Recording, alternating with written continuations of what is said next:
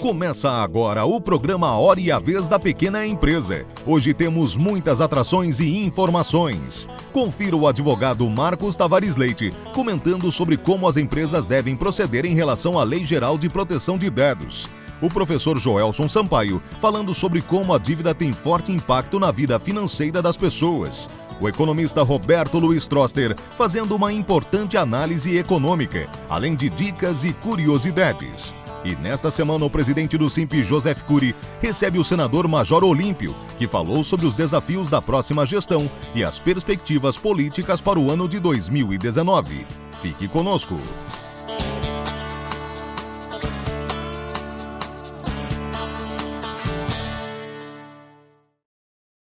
Depois de amanhã, segunda-feira, começa o Fórum Econômico Mundial, conhecido como Davos, na Suíça. É o playground dos economistas. Você tem economistas e outros cientistas preparando material em que você discute o futuro do planeta. É um fórum muito denso, qualidade de apresentações muito boas e participam do fórum 119 países, entre os quais 65 deles por chefes de Estado e de governo. O presidente brasileiro, Bolsonaro, vai estar lá e vai ser o primeiro a falar no evento sobre países latino-americanos. O evento esse ano tem 3 coisas em questão. Primeiro, essa questão da globalização, fragmentação. Por um lado, você tem países como os Estados Unidos e a Inglaterra que querem se separar do bloco, se isolar, colocar mais barreiras, fazer só tratados bilaterais. E por outro lado, você tem um movimento de globalização cada vez mais forte. Países, a União Europeia se consolidando, a China ocupando espaço, está criando a Rota da Seda que une a Ásia, a África e a Europa, assim, um mercado de mais de 3 bilhões de pessoas. O segundo ponto importante é a questão climática. O planeta está esquentando e se continuar desse jeito, nós vamos ter muitas catástrofes. É um legado que nós não podemos deixar para gerações futuras. E o que pode ser feito para isso? O terceiro item é essa transformação que a economia está tendo por tecnologia, startups, fintechs, indústria 4.0. Isso está mudando o emprego, está mudando as relações trabalhistas, exige tributação diferente, combate ao crime. Todo esse processo está produzindo alguns ganhadores, muito bem-vindos, mas alguns perdedores. O que pode ser feito para que esses perdedores façam parte do time dos ganhadores? E por último, o presidente Bolsonaro vai estar lá. A questão é, o que ele vai anunciar? Ele tem meia hora para falar. Qual que é o Projeto Brasil? Essa é uma curiosidade muito grande. Por enquanto estão se falando algumas generalidades, fim da violência, segurança, reforma da Previdência, mas se espera um pouquinho mais como Projeto de Brasil para os próximos 4 anos. Tanto os brasileiros como os estrangeiros estão ansiosos por conhecer esse plano. É isso.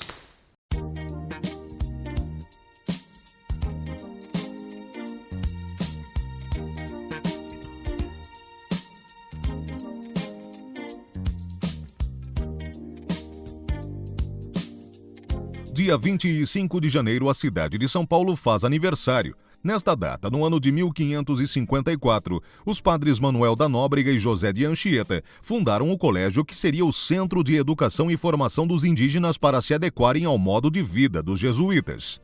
A cidade de São Paulo recebeu este nome em homenagem ao apóstolo Paulo, que, de acordo com a tradição católica, teria se convertido ao cristianismo no dia 25 de janeiro, ou seja, mesma data em que foi celebrada a missa de fundação do Colégio dos Jesuítas. O grande boom econômico e demográfico da região de São Paulo, que ajudou a configurar a grande metrópole vista atualmente, aconteceu graças ao ciclo do café, em meados do século XIX. Essa, você sabia?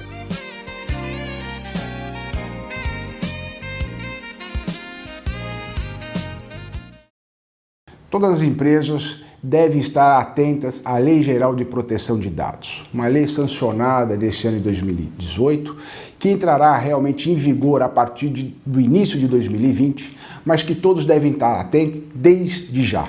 Isso porque todas as empresas, não importa o porte, devem orientar os seus empregados, os seus parceiros e mesmo a sua equipe diretiva no sentido de proteger dados sigilosos tanto da empresa como aqueles dados que são colhidos de terceiros, de clientes, fornecedores. É fundamental a proteção disso, porque a má utilização, o mau armazenamento de dados que venham a ser divulgados pode gerar desde uma simples advertência até multas milionárias que podem mesmo inviabilizar a atividade econômica das empresas. A orientação deve ser para os seus empregados, se possível, inclusive, colocar no próprio contrato de trabalho o que vai constar e essas questões relativas aos cuidados em relação aos dados sigilosos e dados que vão estar no poder do trabalhador e do parceiro da empresa. No caso de home office, por exemplo, onde se trabalha na própria casa, fora do estabelecimento empresarial, essa pessoa deve ter definido se vai trabalhar com equipamentos próprios, com equipamento da empresa e todos os cuidados que deve ter para guardar esses dados e informações sigilosas.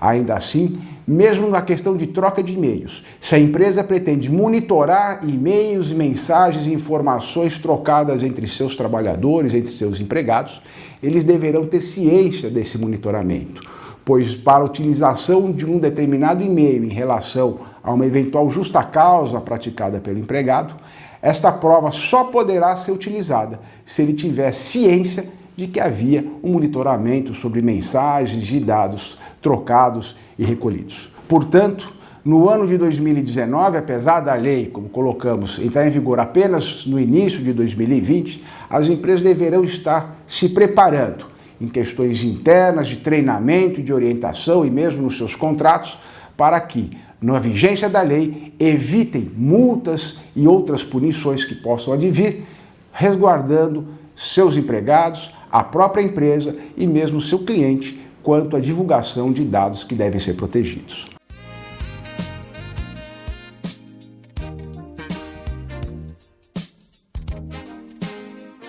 Um evento importante que acontece no mês do aniversário de São Paulo é a exposição que a Caixa Cultural São Paulo apresenta. Rugendas, um cronista viajante que traz obras do pintor, desenhista, ilustrador e aquarista alemão Johann Rugendas, que faleceu em 1858. Os trabalhos retratam o Brasil no século XIX. A Caixa Cultural São Paulo fica situada na Praça da Sé, número 111. A exposição vai até o dia 31 de março.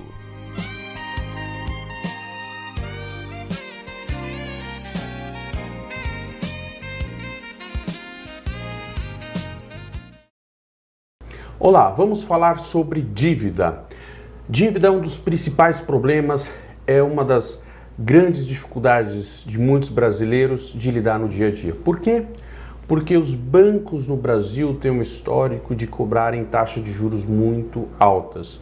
Essas taxas de juros acabam inviabilizando a vida financeira de muitas famílias, o que leva as pessoas a terem problemas de restrição, ou até mesmo de o nome sujo, e isso acaba afetando o dia a dia das pessoas e o bem-estar, enfim, que é muito importante para todos.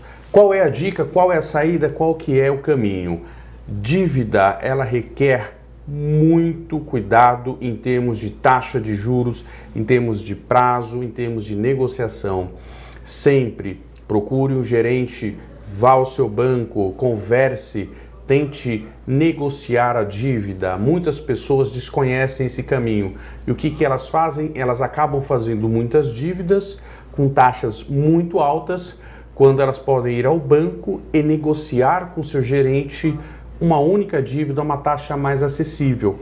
É uma ótima saída para quem hoje tem dificuldade de lidar com diversas dívidas.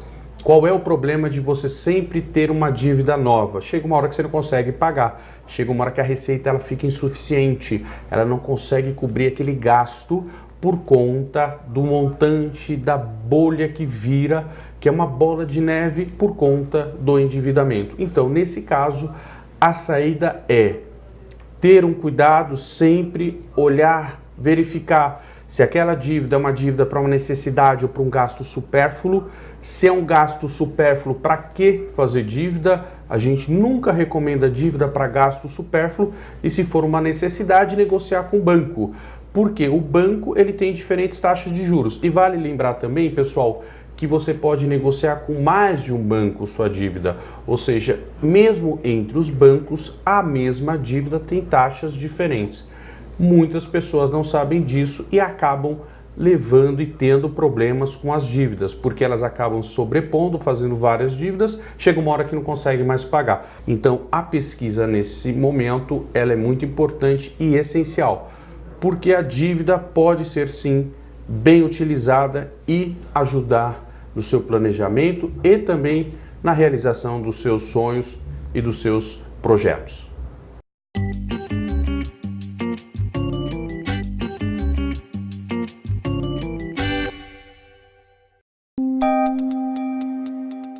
Entrevista da semana.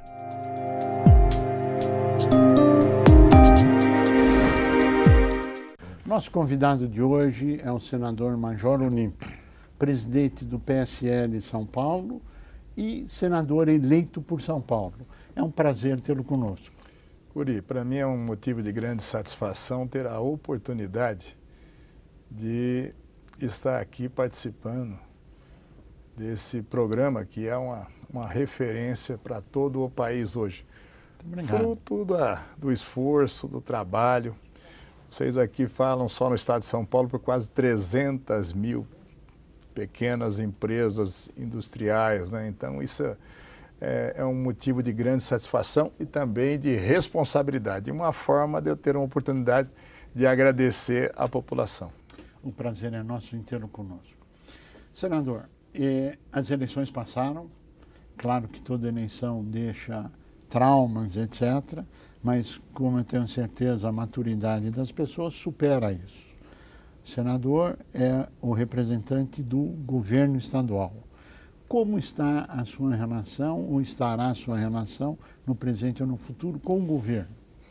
Olha, passada a eleição, que nós tivemos uma eleição bastante dura, com o governador Dória em polos antagônicos, terminou a eleição, tanto eu quanto ele tivemos a responsabilidade de nos entendermos, entender que, como você disse, as eleições ficaram lá nas urnas o resultado, e agora ele é o mandatário do Estado, governador do Estado, chefe do Poder Executivo, e eu, um dos 3 senadores representantes do Estado. O deputado representa a população, o senador o Estado. É verdade. Então, como é que eu vou poder dizer que represento o Estado junto ao governo federal, aos órgãos federais, às necessidades de São Paulo, se eu não tiver institucionalmente uma ótima relação com o governador? E estamos nessa relação, nesses propósitos. São Paulo precisa de mais. São Paulo arrecada hoje mais de 600 bilhões de tributos para a União e recebe de volta por volta de 35 a 37 bilhões, 7% disso. Então, com todo respeito a todas as unidades da federação, mas nós precisamos de um pouquinho mais de respeito em relação ao Estado de São Paulo. Existe aquela coisa de dizer, olha, São Paulo é autossuficiente. 40% do produto interno bruto brasileiro é gerado em São Paulo. Eles se viram, mas não é isso. O dia a dia, São Paulo também tem 45 milhões de pessoas, tem uma necessidade, uma demanda incrível. Quando nós falamos, por exemplo, na área de saúde, que é o que eu tenho conversado muito com o governador Dória, nós pegamos o complexo do Hospital das Clínicas, ele é um pronto-socorro da América Latina, não é nem do país. É mesmo. Então, quando nós pensamos as dimensões para São Paulo, tudo é muito grande, tudo é muito dispendioso, né? E nós queremos exatamente que São Paulo tenha a condição de receber os irmãos brasileiros de todos os estados, de proporcionar a possibilidade de crescimento, de progresso, de ver as pequenas e médias empresas crescerem e as pessoas virem para o estado de São Paulo nesse ano e dizer, eu vou lá porque vai ser uma fonte de progresso. E é isso que nós estamos esperando. Então, podem ficar absolutamente tranquilos, tanto quanto o governador Dória quanto eu. Sabemos do tamanho da nossa responsabilidade, e é uma responsabilidade muito grande, porque todos nós hoje estamos fazendo parte de uma grande expectativa do povo brasileiro, é da retomada do crescimento, de um redirecionamento do nosso país. Nós já vamos chegar nisso, senador. Indiscutivelmente, nessas últimas eleições, o PSL se tornou o maior partido na Assembleia Legislativa e o senhor é o presidente estadual. A nível federal, hoje é a segunda maior bancada. Agora, no mês que vem, início do mês que vem, tem a janela aí de oportunidade e talvez venha a ser o maior partido nacional. Essa análise é correta? Exatamente isso. O PSL era um partido pequenininho, tendente a desaparecer com a cláusula de barreira. Eis que, por um grande gesto do Luciano Bivar, presidente do PSL, que foi o único presidente nacional de partido que realmente abriu o partido e disse: Jair Bolsonaro, venha para o PSL e eu garanto que você será o candidato à presidência da República. Garanto porque vou até me afastar e afastar a Executiva Nacional e dar a condição de vocês colocarem uma Executiva Nacional para ter a garantia do registro da candidatura. Nenhum outro partido fez isso. E, logicamente, com o foguete propulsor Jair Bolsonaro, nós saímos humildemente constituindo as chapas em todo o país. Aqui em São Paulo, nós tivemos 124 dias, do dia que chegamos no partido à convenção do partido que homologou a chapa que ia disputar a eleição. Prazo curto. Extremamente curto, quando se tem um partido que ele está se reiniciando aqui no estado de São Paulo. E o resultado foi muito feliz, logicamente impulsionados pela bandeira Bolsonaro. Bolsonaro venceu no primeiro turno e no segundo turno com uma margem bastante significativa no estado de São Paulo. Eu acabei me elegendo senador, elegemos 10 deputados federais e 15 deputados estaduais. Então, realmente, é a maior bancada na Assembleia Legislativa, 15 aguerridos deputados estaduais. E lá, hoje, já somos 53 deputados federais, mas se Deus quiser, com a mini janela aí, seremos 60, 62, sendo a maior bancada na Câmara Federal também. Bem, nós fazemos no SINP uma pesquisa mensal, Datafolha, desde 2013, e a população empresarial, os pequenos empresários, 78% deles estão extremamente otimistas, e o microempresário, 75% deles, o que dá uma média geral de 76% dos micro e pequenos empresários industriais de São Paulo, extremamente otimistas com o governo Bolsonaro, com o futuro governo, presente e futuro, né, porque fazem poucos dias que ele está sentado na cadeira, num clima de expectativa, de otimismo, e isto remete diretamente à economia, às reformas e ao crescimento e geração de emprego. O senhor podia falar um pouquinho sobre cada um desses temas, por favor? Não tenho a menor dúvida. Eu já saio daqui com a lição de casa, de fazer um esforço muito grande, dizer ao Bolsonaro, dizer ao Paulo Guedes, já ao longo dos próximos dias, que nós temos um desafio de conquistar esses 22% que ainda estão incrédulos. Se nós temos 78% que estão acreditando, acreditem mesmo, porque o país vai mudar verdadeiramente. Nós faremos transformações, tanto da diminuição do tamanho do Estado, quanto na forma de impulsionar, principalmente a pequena e média empresa, fomentar o trabalho e desenvolvimento. Bolsonaro tem dito menos Brasília e mais Brasil. É verdade. Vamos fazer com que os recursos públicos eles cheguem à mão de quem quer produzir. Vamos deixar o Estado fazendo o que é a sua essência e o que é imprescindível de fazer. E vamos deixar e estimular e fomentar para que a iniciativa privada possa gerar emprego, renda, que aquele que está pensando em abrir o próprio negócio, não pense mais não. Use a sua capacidade, use a sua força de trabalho, acredite, busque os recursos públicos para fomentar a sua atividade. E eu tenho certeza que na próxima vez que vier aqui a esse programa, nós estaremos com esses indicadores de otimismo até mais elevados. Nós sabemos do tamanho da dificuldade, do tamanho dos desafios, mas esse clima de otimismo, ele é contagiante. Nós precisamos fazer com que as pessoas acreditem, que o capital externo acredite e queira dizer, olha, eu vou investir no país, que eu tenho segurança jurídica para investir no país, que tem responsabilidade de governo e dos homens públicos no plano federal, nos estados, que vão cumprir os compromissos que muitas vezes são no momento do estímulo da abertura do negócio, da criação da empresa, há todo um estímulo e depois ele se esvazia. Nós temos que entender, Cury, vocês são solução para o nosso país.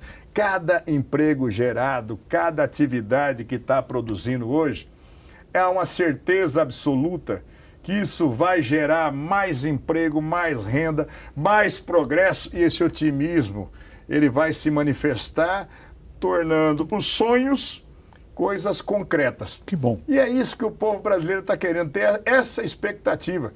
Em outros momentos, nós conversamos e uma grande parcela das pessoas discutindo, olha, se eu tivesse condição, eu ia embora do meu país. Não, por favor, esse é o melhor país do mundo, o melhor povo do mundo. Nós temos toda a condição, nós temos tudo quanto é espécie de riqueza e a grandeza da população. Nós temos desafios, corrigir distorções do passado, avançar, otimizar os recursos públicos, estimular as pessoas, enfrentar a criminalidade, dar condição e dignidade àquele que precisa, sem ser assistencialista. É dar assistência, mas por tempo determinado, e no momento que você estimula a preparação das pessoas para a vida. Duas perguntas que estamos chegando ao final do nosso tempo. Reforma da Previdência. O senhor vê ela como factível no exercício de 2019? Ela terá que acontecer. Há uma necessidade preemente de se fazer o equilíbrio fiscal do país, se equilibrar a economia e até esse estímulo que falávamos, ele se transformar numa coisa concreta, das pessoas dizerem, eu sei que nós teremos um futuro e há uma previsão para 30, 40, 50, 100 anos para frente de equilíbrio do Estado brasileiro. Então, isso vai acontecer porque é uma necessidade. Nesse momento está se discutindo os parâmetros para se fazer essa reforma previdenciária, de tal forma que seja uma coisa palatável e que o funil disso tudo, que é o Congresso, a Câmara e o Senado, possam votar o mais rápido possível. Essa é a nossa expectativa, que a gente termine, se Deus quiser, o primeiro semestre ainda de 2019, com a reforma previdenciária se tornando uma realidade na Constituição. Só o povo brasileiro vai ganhar com isso. Sem dúvida nenhuma. Então, nós devemos esperar para 2019 crescimento econômico, crédito na ponta para micro, pequena empresa, média empresa. Devemos esperar a reforma da Previdência, devemos esperar a segurança, melhoria na segurança, o combate à criminalidade, e devemos esperar que o PSL seja um condutor de uma grande mudança por ser o maior partido no Congresso e na Assembleia em São Paulo. E podemos esperar, com certeza, o seu retorno ao nosso programa num futuro próximo, dizendo, olha, aquilo que nós dissemos foi cumprido. Está acontecendo. É isso que a população quer, espera, merece e vai ter. Senador, nós chegamos ao final do nosso tempo e eu queria agradecer a sua participação e pedir as suas considerações finais.